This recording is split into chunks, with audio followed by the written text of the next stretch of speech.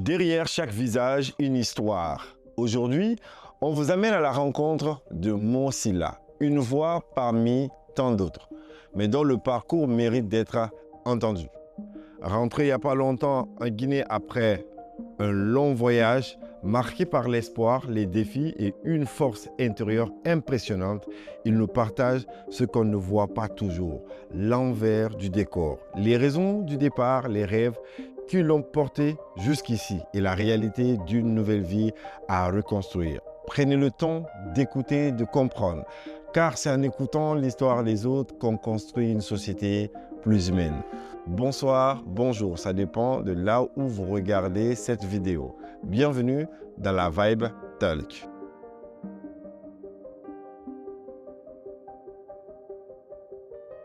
Salut Mo, ça va? Oui, ça va très bien. Bien. Je Alhamdulillah. sens que tu as la pêche depuis que tu es rentré à Conakry. Oui, Moi aussi, un peu. ça va en forme. J'ai grossi. Tu as grossi, hein? Tu Ah prends ouais. des muscles. Ça sent Ça que se je suis voit. chez moi. Ça sent que tu es à Conakry. Ouais, la La Guinée. Tunisie te manque? Non, même pas. Nafanta te manque pas. Non, Fanta Dajan. Ore la côté Gilan kono grand. Il est ni à la. Ni ala. Bon, molba la tofo la dans les rues. Moi aussi là où il y a Fanta, je me souviens un peu, mais bon, je m'en fous. Ça fait plaisir de t'avoir ici pour pouvoir parler de ton parcours. Ouais, Pour celles et ceux qui ne te connaissent pas, ouais. peux-tu te présenter? Bon, je m'appelle Mohamed Sylla, connu sous le nom Mo Sylla sur les réseaux sociaux. Un jeune migrant qui était en Tunisie. Je viens tout juste de rentrer en Guinée le 13 avril 2025.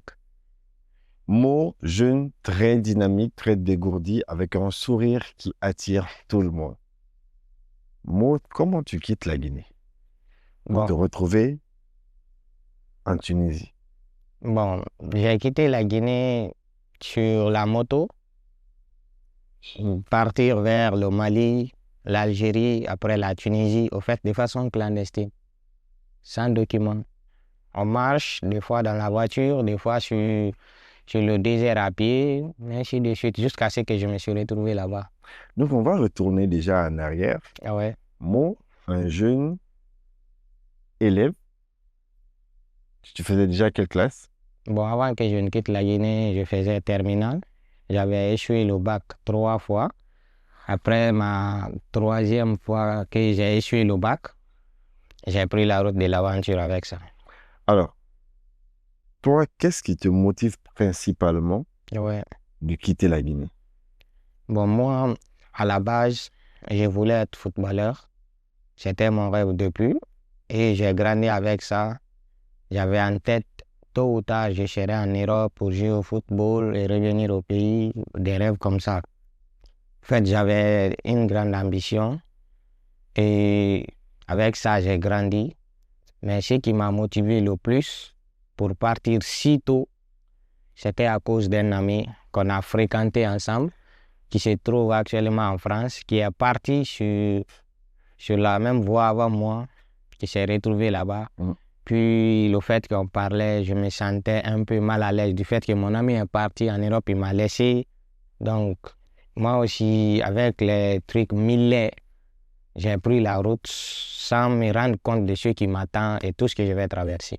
D'accord. Donc, toi, si je comprends bien, c'est le fait que ton ami est parti en Europe Ouais, et toi, tu t'es senti dans une position de frustration. voilà. Et comme je pensais aussi, si je rentrais en Europe, je pouvais changer la situation de la famille, je pourrais réaliser mes rêves. Ma vie va changer ainsi que beaucoup de personnes autour de moi. À quel moment maintenant, tu prends ton sac, Ouais. tu dis, aujourd'hui, je m'en vais à l'aventure. Tu avais combien sur toi? Qui t'a aidé? Comment ça s'est passé? Bon, au fait, mon ami dont je parle, il est en France actuellement. Quand on est parti à Cancan pour les études, au fait, on a fréquenté ensemble de l'école primaire, le collège, le lycée, jusqu'à ce qu'on est parti à Cancan pour les études. Quand on a fait le bac en 2021, il a eu.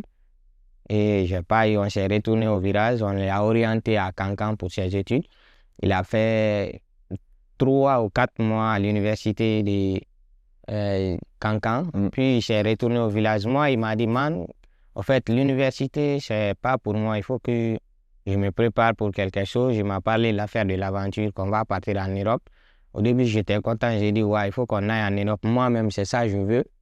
Donc, on est resté dans ça jusqu'en 2023. Et un coup seulement, j'ai entendu qu'il a disparu au village.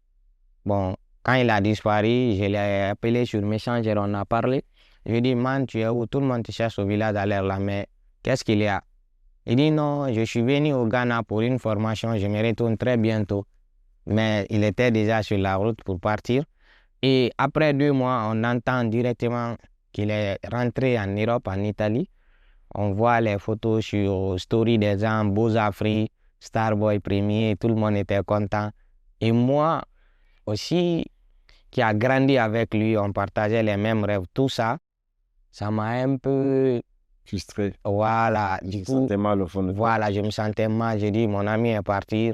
Bon, il va m'expliquer la route, tout ce qu'il faut faire pour que j'aille directement lui rejoindre le plus vite possible. J'ai pas envie qu'il réussisse avant moi. Ça serait un peu gauche de ma part de voir le fait que mon ami est en Europe. Bon, tout ceci se sont implantés dans ma tête. Mille leur a fait quoi. Donc, je l'ai appelé, je lui ai parlé, il m'a juste expliqué, tu veux venir, je te cherche un coxeur, tu payes ton transport de la Guinée, Mali, l'Algérie, tu viens en Tunisie, tu payes le transport et Les puis coxers, je vais te tu dire, les travailles. coxers, ce sont les gens qui aident les jeunes à passer, c'est ça? Oui, les coxeurs, ce sont des gens qui font ça, c'est des gens comme nous, c'est des gens qui quittent ici pour partir. Ou ce sont des gars qui sont sur les voitures? Non, les coxeurs, c'est des Noirs comme nous. Il y a des Guinéens coxeurs, des Maliens, des Ivoiriens, ça dépend. C'est des gens qui sont au Maghreb. Peut-être il y a d'autres qui vont pour faire ça, mais il y a d'autres qui vont pour voyager. Mais quand ils sont là-bas, ils font plus de temps, ils n'arrivent plus à voyager. Ils peuvent avoir des relations avec des Arabes qui sont là-bas. Donc, ils peuvent mettre des correspondants partout. D'accord. De commencer de la Guinée jusqu'à là-bas. Donc, ils peuvent se lancer dans ces réseaux pour faire venir les gens. Tu es en Guinée, tu les contactes. Je veux partir en Tunisie. On te dit le prix, donc tu payes, ils vont te faire venir jusqu'en Tunisie. D'accord. Maintenant, toi, ton ami te donne maintenant l'adresse d'un coxeur. Voilà, quand je lui ai parlé, je dis, man, c'est comment on fait. Il dit que pour quitter de la Guinée jusqu'en Tunisie, c'est 11 millions, lui, il a payé. Que son coxeur, c'est un Malien. Il m'a mis en contact avec le monsieur, je lui ai parlé. Il dit que c'est 11 millions, c'est pas discutable. Mais on paye à 3 traces. J'ai dit d'accord, il n'y a pas de problème. Je vais me préparer après le bac. Je vais avoir le bac ou pas, moi quand même, je vais partir. Et malheureusement pour moi, j'ai échoué le bac. Et du fait que j'avais échoué aussi, ça m'a donné encore plus l'envie de quitter. J'ai dit, je n'ai plus rien à faire en Guinée maintenant. Sinon, je travaillais, je faisais de l'infographie. Tu étais déjà dans quelle ville? J'étais à l'Hérault, au village, à côté de la famille. Comment toi tu arrives à expliquer à ta sœur Ouais. que tu t'en vas en aventure? Comment tu arrives les bons mots pour lui permettre de t'accorder sa confiance pour que tu puisses partir? Bon, en fait, quand j'ai réussi à économiser 4 500 000, j'avais décidé finalement de partir maintenant, mais je ne pouvais pas partir sans me confier à quelqu'un. Et comme elle, c'est ma soeur, je ne pouvais pas donner de l'argent à une autre personne de garder derrière moi. Donc, mieux vaut que ce soit elle. Du coup, j'ai appelé un ami, je lui ai expliqué la situation. On est parti voir ma mère et ma soeur chez son mari. Je lui ai parlé, j'ai dit, Sista, encore je vous dis même une aventure là, elle me dit qu'il n'y a pas de problème, mais tu veux aller où? J'ai dit, je vais en aventure. Il dit, où ça? J'ai dit, je vais traverser la mer Méditerranée pour partir en Europe. Il dit, mais tu vas aller dans l'avion ou bien c'est à pied? J'ai dit, je vais passer par le Mali, l'Algérie, puis la Tunisie. Il me dit, mais non, c'est risqué. J'ai dit, non, il n'y a pas de risque dedans. Toi-même, vous savez, il y a mon ami qui était là, il y a 3 mois de cela, Demba Diarra, Starboy premier. Maintenant, il est en Italie. Il dit, ouais, on a vu, il est rentré, tout le monde a posté ses photos, mais est-ce que tu es sûr que tu peux aller aussi? J'ai dit, ouais, je suis sûr à 100%, je me suis préparé pour ça. Je peux aller, il ne faut pas t'inquiéter, faites juste des bénédictions. Et elle me demande, tu as expliqué à la maman? J'ai dit non, la maman, elle ne doit pas être au courant, sinon je ne pourrais plus aller. Donc, je l'ai convaincu en la disant, si j'arrive à rentrer en Europe, je vais commencer à jouer au football le plus vite possible. S'il faut, je commence à travailler, je vais changer l'image de la famille et beaucoup de choses au fait. Elle voulait pas que j'aille, mais avec mon ami aussi, lui, il a pris la parole. Ensemble, on a réussi à la convaincre. Elle dit, OK, il n'y a pas de problème, qu'elle me souhaite bonne chance. Donc, j'ai laissé les 4,5 millions avec elle. Du coup, je suis venu voir ma mère. Je lui ai dit, maman, je viens au village pour saluer mon père. Elle me dit, OK, il n'y a pas de problème. Et je suis venu au village à Biskrima. J'ai salué mon père. Il y avait tout le monde. Il y avait la moto de mon oncle qui était là-bas. J'ai voulu prendre la moto là, puisque je savais, l'argent qu'on m'a demandé, c'est 11 millions francs guinéens. Et moi, maintenant, je n'ai que 4,5 millions. Je savais réellement que ça ne pouvait m'envoyer nulle part. Mais je ne sais pas, j'avais décidé. Et quand je suis venu dans la famille de ma mère, j'ai salué tout le monde. J'ai vu la moto de mon oncle était arrêtée. Quand j'ai vu, j'ai décidé directement de voler la moto. De ton oncle? Oui, emprunté, je ne sais pas, quand même, je l'ai pris. Et j'ai pris la moto, je l'ai carburé, j'ai salué ma mère et mon père. Quand j'ai fini de faire sa direction, j'ai pris la route de Biskrima pour partir vers Kouroussa. Et j'ai vu, on m'a laissé beaucoup de messages, on m'appelait d'envoyer la moto. Finalement, j'ai enlevé la puce dans le téléphone. J'ai jeté à Kouroussa. J'ai pris la route vers Kankan. Arrivé à Kankan, j'ai donné la moto à 2 amis. Je les ai dit de vendre pour moi. Ils ont réussi à vendre la moto. Ils ont envoyé l'argent à ma soeur. Et quand j'arrive à Kouré Mali, je me connecte. Il y a ma soeur qui m'appelle. Il dit, mais donc, Ibrahim, la moto, t'as fait. Donc, voilà les Andoma Beoma. Donc, bon, on va revenir. Donc, elle a dit, on va dire ça en français pour ceux qui ne comprennent pas malgache. Ouais. Ta soeur a dit, t'as pris la moto des gens, t'as revendu, et pourtant, ce n'est pas l'accord qui était entre nous. Ouais, c'est ce qu'elle me dit. Elle me dit que pourquoi je suis parti au village prendre la moto des gens pour vendre ça et l'envoyer l'argent pour partir avec. On n'était pas d'accord avec ça. J'ai dit non, c'est rien, j'ai déjà fait, c'est fini, je vais partir. Et si j'ai les moyens plus tard, s'il faut, je pourrais faire plus. Je ne pouvais plus faire marche arrière, donc j'ai offensé directement. J'ai pris la route comme ça vers le Bamako, continué. D'accord, tu arrives à Bamako. Ouais. Ton correspondant, comment ça se passe avec lui? Bon, comme j'avais tout planifié déjà avec mon coxeur qui était au Mali, il m'avait dit les 11,5 millions. Et arrivé là-bas, quand on s'est vu au gare de la Guinée, à Bamako, là-bas, il est venu me chercher. Il m'a envoyé au marché, on a mangé un peu. Après, il me dit, bon, pour l'argent, je dois payer un peu. Quand on s'est vu, pour que je voyage, je dois payer les 3,5 millions. Et j'ai appelé ma soeur, elle a envoyé les 3 millions. Et le coxeur, il m'a embarqué, il m'a donné le numéro d'une autre personne, son correspondant qui se trouve à Gao. Et arrivé à Gao, j'appelle la personne. Lui aussi va m'embarquer en Algérie vers à Borges, le premier ville de l'Algérie. D'accord, moi je veux savoir, tu as remis tout l'argent, tu as remis les 3 millions au coxeur. Au coxeur. Maintenant, quand tu lui remets les 3 millions, lui, il fait quoi en retour? Bon, quand je lui donne les 3 millions, il enlève sa part dedans. Là où je dois aller, il envoie pour la personne. Donc, quand j'arrive là-bas directement, pour moi, c'est déjà confirmé. D'accord. Donc, dans les 3 millions là, ils vont enlever leur intérêt. Ce qui va rester, c'est avec ça maintenant. Ils vont payer mon transport avec les Arabes pour continuer. D'accord. Donc, si j'arrive à un nouveau, là où les 3 millions que j'ai dépensés, c'est fini, il me dit, bon, maintenant, les 3 millions là peuvent te prendre, par exemple, de Bamako jusqu'à Borges. Donc, arrivé à Borges, tu serais obligé de payer autres 3 millions.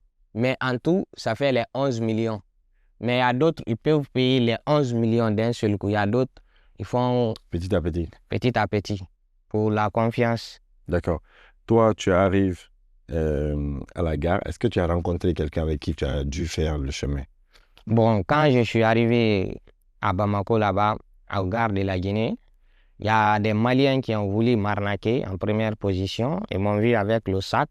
Il y avait mon téléphone. Ils se sont précipités pour venir me dire, ah, tu vas en Tunisie, c'est comme ça. on a une voiture ici qui part. Il y a d'autres même qui m'ont dit à Bamako que la voiture qui est là, c'est Air Espagne. Mais quand ils m'ont parlé de ça, ils parlaient en bambara. Moi, ils m'ont parlé seulement, il y a comme ça, comme ça. J'ai parlé directement en français, ils m'ont laissé tomber. Donc, j'ai cherché une puce, j'ai appelé le coxeur, il y a le coxeur qui est venu me chercher. Donc, quand on est parti, il a payé le ticket pour moi à la gare de Sonef pour partir vers Bamako. Et c'est là-bas que j'ai fait rencontre avec une jeune fille, Abiba Sangaré, qui venait de la Côte d'Ivoire. Donc, on a parlé un peu, elle me dit qu'elle veut partir aussi en Tunisie. Du coup, on a décidé de voyager ensemble. On a pris même place. On est monté dans le bus et on est parti. Et après, vous êtes parti dans quelle ville? Bon, quand on a quitté à Bamako, direction c'était vers Gao. On a traversé beaucoup d'endroits. Je ne me souviens pas exactement des villes que j'ai traversées au Mali. Mais je pense qu'on est passé par Ségou. Je ne sais pas si c'est... Je ne me rappelle pas. Juste pour les villes que j'ai traversées beaucoup, je me souviens de l'Algérie et de la Tunisie. D'accord. Toi et la fille, vous quittez à Bamako. Ouais. Vous prenez la route, destination normalement la Tunisie. Ouais. Est-ce que, parce que généralement, on voit, que ce soit à la télé, que ce soit sur les réseaux, on voit des jeunes qui sont maltraités en cours de route, d'autres sont frappés. Est-ce que vous avez eu ces genres d'incidents sur la route? Bon, oui. Pour nous, ça a commencé au Mali, puisqu'on devrait partir vers Gao. Et on est quitté dans le bus de Gao, de Bamako jusqu'à Gao. Là, on n'a pas eu assez de problèmes, seulement avec les policiers, les militaires qui gardaient la route. Oui, on était au Mali déjà. Ah, ok. À chaque barrage où on arrivait, on nous demandait les papiers et de l'argent. Donc, nous, on n'avait pas de documents. On payait de l'argent, on passe.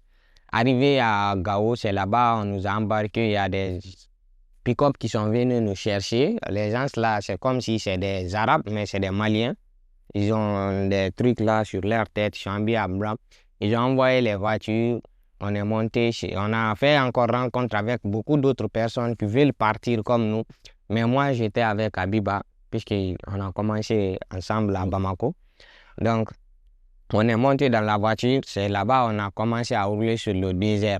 Et avec les chauffeurs là, c'est comme s'ils ont quelque chose avec je ne sais pas si c'est les djihadistes ou bien c'est des mais ils sont armés. Ils sont vers le nord du Mali. Donc, ils nous ont fait passer là-bas, là où il y a le pétrole.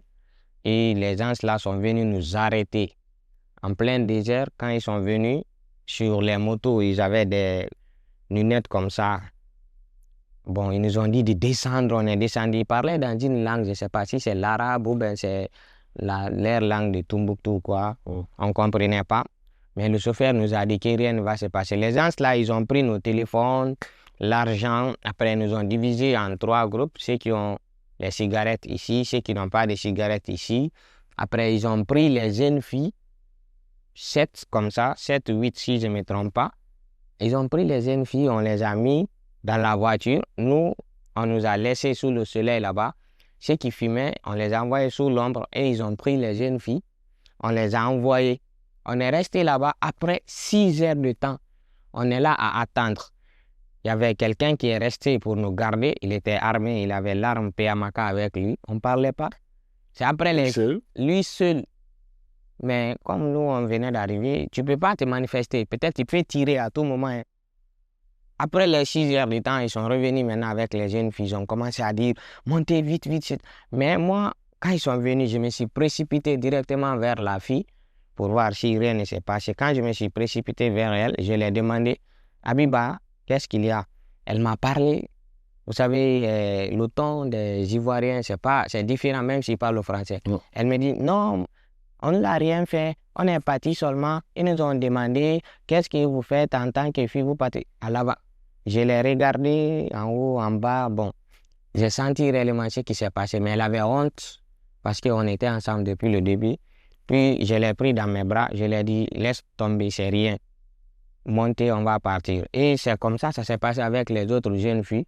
On est monté, on s'est assis, ils nous ont attachés encore, on a pris. Attaché comment? Oui, avec les voitures là, c'est des pick-up. Quand vous montez, vous mettez les pieds de l'autre côté, vous asseyez. Après, on fait passer corde comme ça. Après, vous prenez la main, tu t'assois très bien. Et le chauffeur, il roule fort sur le désert. Pour ne pas que vous tombez. Pour ne pas que vous tombez. Et il vous dit au début, si vous tombez sur le désert, il ne va pas s'arrêter. Mais avec nous, il y a un vieux qui est tombé 2 fois. Le chauffeur s'est arrêté. Le vieux aussi partait en aventure? Oui, le vieux aussi partait aussi en Algérie. C'était là-bas, là où lui, il voulait. Je ne savais pas s'il voulait continuer là, mais il était avec nous.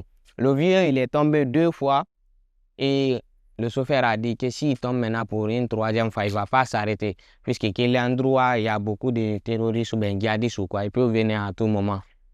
Donc, avec ce qui s'est passé là-bas, moi, ça m'a mis mal à l'aise. Mais je pensais que quand j'arrive en Algérie, là, peut-être ça va changer. On va voyager maintenant dans le bus pour continuer vers la Tunisie. Maintenant, tu arrives en Algérie. Ouais. Qu'est-ce qui se passe? Bon, arrivé. À quel moment aussi? Avant, tu as continué avec la fille jusqu'en Algérie? Oui, on était ensemble. On était dans la voiture jusqu'à on est rentré à Borges. Quand on arrive à Borges, puisque chacun avait son coxeur et son correspondant, moi et la fille, on était d'accord, on avait décidé de voyager ensemble, mais on n'avait pas les mêmes coxeurs, on n'avait pas les mêmes correspondants. Donc, arrivé en Algérie à Borges, c'est là-bas, on s'est séparés. Moi, j'ai appris mon correspondant, il est venu me chercher, et elle aussi. Donc, du coup, on s'est séparés là-bas. Et moi, mon correspondant, il m'a appris, il m'a envoyé au foyer. Il m'a dit qu'il faut te préparer, il y a la voiture qui est déjà prête, que vous devrez continuer. J'étais fatigué. J'ai dit, on ne peut pas attendre demain. Ça fait comme ça 3 jours, on est en route pour venir. Il dit, non, que c'est pas ça, qu'il faut qu'on aille. Il a appelé le monsieur. Mon argent était déjà payé, donc du coup, il m'a donné 5000 dinars. Il a écrit le numéro sur un bout de papier, il me donne. Il dit, quand tu arrives à Adrar, tu appelles le correspondant, là, il va venir te chercher. Et il nous a envoyé dans quelque part, comme ça, c'est fermé, dans le cours. Il y avait aussi d'autres migrants comme moi, on était ensemble. Mais c'est une voiture qui est venue. Quand moi, j'ai vu la voiture, du coup, l'arabe est venu. Ils ont commencé à stocker les gens dans la voiture. On prend une personne, on l'envoie dedans, on écarte ses jambes et puis on met une autre personne. Moi, la façon dont j'ai vu, ils sont en train d'embarquer les gens, je me suis dit non, je ne peux pas voyager comme ça. J'appelle le monsieur, j'ai dit, mais grand, est-ce que moi, je ne vais pas attendre demain s'il y a une autre voiture? Il me dit, non, que c'est comme ça ici, les gens voyagent. Je discutais un peu avec lui. Paf, il y a l'arabe qui est venu me prendre comme ça. Il m'envoie directement dans la voiture. Au moment où je parlais, il a écarté mes jambes. Après, il a mis un gambien sur moi. Il a mis le gambien, il a écarté aussi lui. Ils nous ont stocké. Il y a plus de 30 personnes qui sont rentrées dans la voiture. Après, ils ont fermé. Ils nous ont dit de se calmer, qu'on ne doit pas pleurer puisqu'il y a la police. Mon ami, et comme ça, ils nous ont effrayés. J'avais mal, mais je n'avais plus le choix. Vraiment mal au pied? Au pied, je ne sentais même plus mes jambes. Même quand j'étais dans la voiture, on avait roulé plus de 5 heures. Je me suis dit, mais moi qui veux partir en Europe, et si j'arrive déjà paralysé, puisque je ne sentais plus mes jambes. Mais on est parti comme ça. D'accord. Là, vous bougez avec le gars. Oui. Vous êtes arrivé en Algérie. Oui. Arrivé en Algérie, qu'est-ce qui se passe? Bon, on a pris la voiture à Borges. Borges, c'est dans l'Algérie. On est quitté, on nous a embarqués à Borges là-bas. On devrait partir maintenant vers Adrar. Mais pour aller à Adrar, on passe à Regen. La voiture devrait nous déposer à Regen. Et on cherche maintenant les taxis pour rentrer à Adrar. Et quand on a roulé, on est venu à Regen. Le chauffeur il nous a laissé en plein désert et nous dit, bon, voici Regen là-bas, continuez tout droit, vous allez chercher les taxis et puis vous partez. Chacun pour soi. Donc, on a commencé à marcher. Bon, nous, on s'est divisé. On était maintenant au nombre de 8. Il y a chacun qui est parti de son côté. Puisqu'il y a d'autres, ils avaient pris plus de temps à Borges. Il y a d'autres, puisque Borges, c'est là-bas, les gens commencent à travailler pour chercher leur transport avancé. Mais moi, je suis venu, j'avais déjà le transport, c'était payé. Donc, j'ai voyagé avec des gens qui ont déjà fait 4 mois, 3 mois en Algérie, à Borges là-bas. Donc, ils connaissent déjà un peu le réseau. Donc, j'ai suivi 7 personnes, on était au nombre de 8. On a cherché un taxi, Le taximan est venu nous chercher, il dit qu'il va nous envoyer à Adrar, chacun 5 000. Mais moi, le coxeur m'avait dit qu'il ne faut pas que je donne mon argent à un Arabe tant qu'il ne m'a pas envoyé à destination. Moi, j'ai automatiquement refusé de payer. J'étais d'accord pour les 5 000, mais j'ai dit pour moi, ça serait arrivé payer. Tout le monde a dit ça, mais c'était un vendredi, il n'y avait pas beaucoup de taxis. Il dit OK qu'il va partir. Finalement, les autres ont dit bon, on va payer. Tout le monde a payé. Moi, j'ai dit bon, je vais payer 3 000. Arrivé, je paye les 2 000. Bon, comme le taximan, il a vu déjà, les autres ont payé, dit que OK, il n'y a pas de problème. Donc, je lui ai donné les 3 000. Après, il nous a dit de faire sortir les téléphones, passeports, carte d'identité, tout. On met dans un sac. Il va mettre ça au coffre de la voiture. Que sinon, devant, il y a la police qui peut nous arrêter. Donc, on est parti comme ça. On était dans la voiture, on roulait. À la sortie de Regen, il nous a montré une maison qui est colorée en jaune. Il dit, vous voyez la partie là, on dit oui, que c'est la police. Qu'il faut qu'on descend, on contourne l'endroit, on court sur le désert, on le trouve, il est arrêté devant, il va nous prendre, puis on continue. Donc, nous, on est descendu, on a commencé à courir dans le désert. Au lieu qu'il parte comme ça, il avait pris autre direction.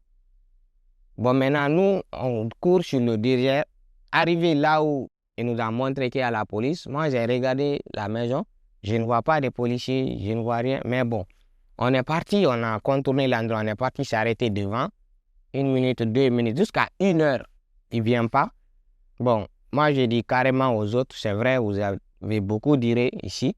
Mais je vous rassure, lui, il est parti. Il est parti, il ne va plus revenir. Il est parti, il ne va plus revenir. J'ai dit, le fait qu'il a l'argent et tout ça, il est parti. D'autres ont dit, on va se patienter, il va venir, il va venir. On est resté, il faisait maintenant déjà nuit. J'ai dit, bon, c'est fini. Hein. Et même, ils étaient rassurés maintenant qu'il est parti avec tout. Mais moi, j'avais mes 2 000, donc je suis parti avec quelqu'un. On a acheté du pain avec de l'eau. On a mangé ça. Bon, du coup, de quitter des stations de Regen maintenant jusqu'à Adrar, c'était écrit sur plaque 105 km. Et moi, mon correspondant s'est trouvé à Adrar.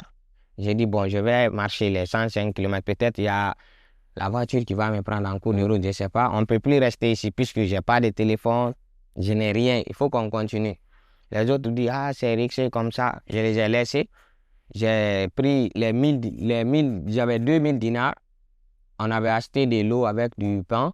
Dans les 1000 dinars, ça restait un jeton. J'ai laissé ça avec eux. J'ai pris les 1000 dinars. J'ai mis ici. Puis j'ai commencé à marcher. J'ai marché. Il y avait la police qui venait, ils passent. Les gendarmes. Il y a même d'autres qui m'ont donné de l'eau.